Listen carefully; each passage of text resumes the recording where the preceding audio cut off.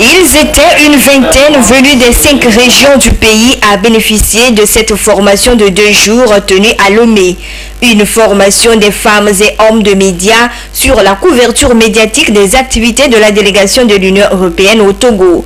Plusieurs modules liés au thème ont été développés durant ces 2 jours et c'est une satisfaction pour les responsables de la Maison de la Presse, initiateurs de cet atelier. Nous avons noté l'assiduité des participants, l'intérêt qu'ils ont accordé à la chose en suivant du début jusqu'à la fin et surtout la pertinence des communications qui ont été faites en commençant par son Excellence l'ambassadeur de l'Union européenne lui-même, passant par le chef de coopération et même madame le chef de projet de l'Union européenne. Vous terminez avec le responsable communication qui a également délivré une communication sur la manière de couvrir les activités de l'Union européenne. En plus de cela, on a fait deux communications sur les généralités, à savoir la communication institutionnelle et puis la recherche des sources de l'information et le rappel naturellement des genres journalistiques. Je crois que c'est tout cela qui a meublé en tout cas cet atelier que nous trouvons en tout cas satisfaisant. Cette formation a été pour les participants un renforcement de capacité et une plus-value pour l'exercice de leurs fonctions. La partie essentielle qui m'a vraiment intéressé, c'est comment maintenant couvrir des activités de l'Union européenne. Avant, nous essayons d'aller à des couvertures des activités de l'Union européenne, mais il y a certains points que nous essayons de toucher que nous ne devons pas faire. Donc à partir de cette formation maintenant, nous allons essayer d'améliorer pour que cela soit un travail potable. C'est une très bonne chose d'organiser ces genres de formation parce que ça permet à nous qui sommes dans les médias de connaître plus ces organisations, de bien comprendre le fonctionnement de l'Union européenne. Le partage des connaissances acquises, plus d'implication dans la communication sur les actions de l'Union européenne, ce sont entre autres attentes des organisateurs à l'endroit des bénéficiaires de cette formation. C'est de pouvoir faire le travail convenablement en s'inspirant de tout ce qui a été dit et naturellement en faisant, un accompagnement pour les activités de l'Union européenne. Je crois que c'est ce qui est essentiellement attendu d'eux. Je crois que la participation qui a été faite, qui a été une participation active, nous permet d'espérer qu'effectivement, ils ont pris la mesure de la chose et qu'ils vont pouvoir travailler comme cela se doit. Il est à noter que le processus de développement durable du Togo bénéficie depuis plusieurs années de l'accompagnement et du soutien de la délégation de l'Union européenne. Les médias sont invités à jouer leur partition pour une gestion inclusive des actions de développement menées sur le terrain.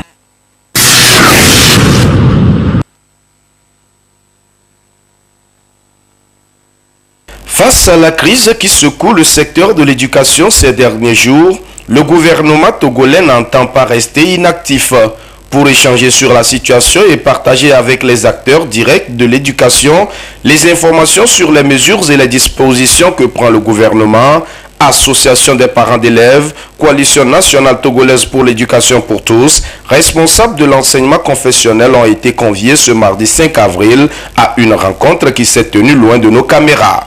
Au sortir des discussions, le ministre de la fonction publique s'est néanmoins prononcé à notre micro. Le gouvernement a réaffirmé au cours de ces échanges, d'une part avec l'Union nationale des associations des parents d'élèves, avec la Coalition nationale togolaise pour l'éducation pour tous, les dirigeants de l'enseignement confessionnel, avec nos frères et sœurs, membres des fédérations des syndicats d'enseignants et des centrales syndicales, sa disposition et son ouverture à l'écoute et au dialogue. Cependant, cette volonté, ce dialogue, doivent s'inscrire dans le respect des lois qui existent dans notre pays. C'est l'intérêt de tout le monde. Dans la vie d'une nation, d'une société, les lois sont faites pour essayer de concilier les différents intérêts et enjeux. On ne peut pas quel que soit le motif, décider de s'affranchir des lois qui organisent et ordonnent la vie dans une communauté. Le syndicat des enseignants du Togo, le 7, à l'origine d'un mouvement de grève, est une organisation illégale selon le gouvernement. Ainsi, 137 enseignants grévistes ont été relevés de la fonction d'enseignant et mis à la disposition de la fonction publique. Et 8 autres viennent de s'ajouter à la liste. Des dispositions et des mesures concrètes seront prises dans les prochains jours pour procéder au remplacement de ces enseignants qui ont été relevés de leurs fonctions. Nous sommes en train de travailler avec les directeurs régionaux de l'éducation, les inspecteurs, les chefs d'établissement pour nous assurer que partout sur le territoire national où des enseignants ont été relevés en raison des agissements et des actes qu'ils nous ont posés, nous allons pourvoir au remplacement rapide et faire en sorte qu'il n'y ait pas de vide et que les cours et les activités scolaires et pédagogiques puissent se poursuivre convenablement. Pour la Fédération des syndicats des enseignants du Togo, la plateforme revendicative élaborée depuis 2009 reste de mise et il faut éviter des récupérations politiques. À partir de 2011, lorsque nous avons commencé par défendre cette plateforme, il y a eu des récupérateurs patentés qui, pour se rendre populaires, populistes, ont récupéré cette plateforme et créé de la zizanie au sein de corporations syndicales. C'est ce qui nous amène à cette situation aujourd'hui. Sinon, on avait commencé par négocier sur la base de cette plateforme. Vous savez, dire aujourd'hui qu'on a besoin de 50 000 francs pour le logement, ce n'est pas nouveau, c'est depuis 2009. C'était possible de l'avoir parce que nous avions évoqué les raisons pour lesquelles nous demandions cela. Dire aujourd'hui que nous avons 200 000 francs des primes de bibliothèque, nous avons besoin de 5 000 à 30 000 francs pour les primes d'éloignement. Je vous disais que c'était des choses qui étaient possibles déjà en 2009. Et que des situations ne nous ont pas permis de pouvoir poursuivre dans la quiétude, la tranquillité, des discussions. C'est de l'anarchie, de la récupération qui a fait aujourd'hui que nous comptons parmi nous certaines fédérations ou certains syndicats, par exemple à commencer par l'UZ, la CZ, et finalement c'est des ramifications que des gens ont créées artificiellement pour bloquer les dossiers de négociation. Il était aussi question à cette rencontre de définir de façon consensuelle les modalités de paiement de la gratification exceptionnelle pour le compte de l'année 2022. Sur ce sujet, la FESET a demandé un moratoire de 2 jours pour présenter un canevas de rétribution de cette prime de gratification.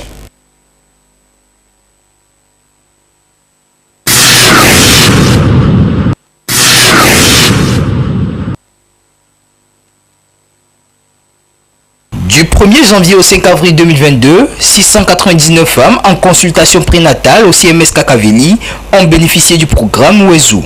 Ce programme d'accompagnement de la femme enceinte et du nouveau-né est en marche dans ce centre depuis son lancement officiel le 26 août 2021. Certaines bénéficiaires saluent le gouvernement pour cette initiative louable. Yeola no atike chola no hutike fata kama grona miano biko la homoni funu abewa va fia ha kondi mi da pe na gouvernement ke le pomi e funu be nyagboa poyo do wezu le resema budgeto wezu bosana riyo donc resame so to samrata e jaranyo do en ko kare en roko e la bala en sulsubi a roko on a l'université wezu beaucoup on nous a donné les produits d'Issan. Le programme Wezu a pour objectif de contribuer à la réduction de la mortalité maternelle et néonatale à travers la réduction des frais de consultation prénatale, des analyses et des accouchements dans les centres de santé publics. C'est un soulagement pour les bénéficiaires, selon les responsables de la maternité du CMS Kakaveli, qui relèvent le bien fondé de ce programme. Ça permet d'accompagner les femmes au cours de la consultation prénatale et de l'accouchement, voire les suites de couches. Donc au départ, à la première consultation prénatale, le Wezu aide à payer le carnet, la carte CPM, donc le bon de consultation prénatale et l'examen des urines, donc à toutes les consultations. Maintenant, à l'accouchement, il intervient dans le paiement du kit. Donc le kit d'accouchement est payé avec le programme Wezu. Le kit est suivi de l'hospitalisation. Tout fait partie de l'accouchement, du kit d'accouchement. Donc, dans la consultation prénatale, il y a aussi le Fumafère-Fordine, le comprimé l'anti-anémique, qui nous donne aussi pour accompagner les femmes au cours de la consultation prénatale. Par rapport à celles qui accouchent par césarienne, lorsqu'elles sont suivies dans un centre étatique avant de les référer, nous leur faisons la prise en charge de la référence. Et il y a un code que nous recevons à travers le programme WESU que nous écrivons sur le carnet. Pour s'inscrire au programme WESU, la démarche est tout à fait simple. Et tout commence à la première consultation prénatale. Celles qui ont des parents qui ont déjà bénéficié du programme WESU ou bien qui en ont entendu parler, viennent à la première CPN avec leur carte d'identité ou leur carte d'électeur. Et on leur fait faire le code WESU qu'on écrit sur un papier.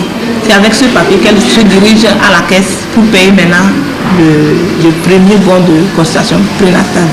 Et ça leur permet de bénéficier maintenant dès le premier passage du programme.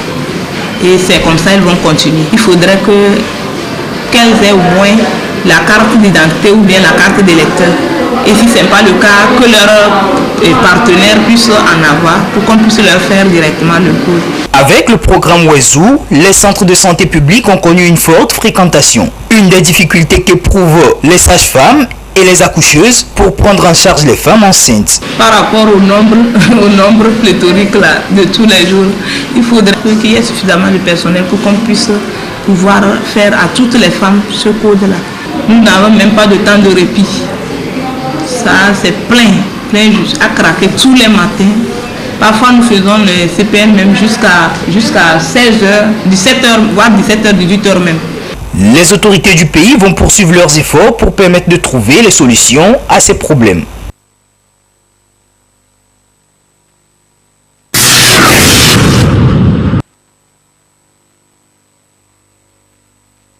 Nombreuses sont ces pratiques humaines qui ont des impacts non négligeables sur le couvert environnemental. Au rang de ceci, l'on note les énergies fossiles. Des énergies a priori non renouvelables, alors épuisables au fil du temps et dont l'extraction ainsi que la transformation engendrent souvent l'émission de quantités assez importantes de CO2, principale cause de réchauffement climatique. Ainsi, face à tout ceci et dans un souci de protection environnementale, mais également pour arriver à une indépendance énergétique, l'on préconise l'utilisation d'énergies renouvelables, encore appelées énergie verte ou énergie propre. Quand on parle généralement des énergies renouvelables, on veut d'une manière ou d'une autre parler des énergies dont la source de production est renouvelable sur une échelle humaine. L'énergie photovoltaïque, l'énergie thermique, l'énergie éolienne, l'énergie marémotrice, biocarburants. L'utilisation de ces énergies vient surtout répondre à l'un des objectifs de développement durable, ODD, notamment en son point 7 qui prône la garantie ainsi que l'accès de tous à des services énergétiques fiables, durables et surtout modernes à coût abordable. Des avantages multiples par rapport aux énergies fossiles, même si des défis restent encore à relever. L'avantage de ces énergies que nous pouvons dire par rapport aux énergies fossiles, c'est des énergies qui permettent en quelque sorte de préserver l'environnement humain et par ricochet la vie humaine sur la Terre. Les énergies renouvelables n'ont pas de rejet polluant conséquent dans l'atmosphère. Donc c'est pourquoi ces énergies sont généralement appelées des énergies saines et propres. Conscient des avantages des énergies renouvelables, le gouvernement togolais a décidé de mener une action déterminée dans la lutte contre le réchauffement climatique en faisant de la décarbonisation et de la promotion des énergies renouvelables un credo essentiel de sa politique énergétique. Un engagement des plus hautes autorités du pays auquel plusieurs associations œuvrant dans les énergies renouvelables apportent leur contribution. Au Togo aujourd'hui, nous remercions les gouvernants, surtout le chef de l'État, son Excellence Faure Essoufsina Gnassingbé, il faut le reconnaître, parce que aujourd'hui il a fait des énergies renouvelables son cheval de bataille. Le président de la République a voulu d'ici 2030, c'est-à-dire à l'horizon 2030, que tous les foyers togolais soient alimentés en électricité. Les énergies renouvelables aujourd'hui au Togo particulièrement est en train de faire son petit bonhomme le chemin. Et que les actions sont menées par le gouvernement, aussi bien que les organisations de la société civile. Du côté de la société civile, nous faisons la promotion, la sensibilisation particulièrement, la formation, parce que nous disons généralement qu'il faut installer l'énergie solaire, c'est une chose. Faire la maintenance et la réparation, c'est une autre chose. Ainsi, pour baliser la voie aux énergies renouvelables, le Togo a renforcé son arsenal juridique avec la loi relative à la promotion de l'électricité à base des ressources d'énergie renouvelable. Ce texte définit le régime juridique régissant les installations, les équipements, les biens matériels et les stockages. Dans ce sens, des exemptions de taxes ont été introduites sur les importations et les achats d'équipements destinés à la production d'énergie renouvelable pour la consommation domestique.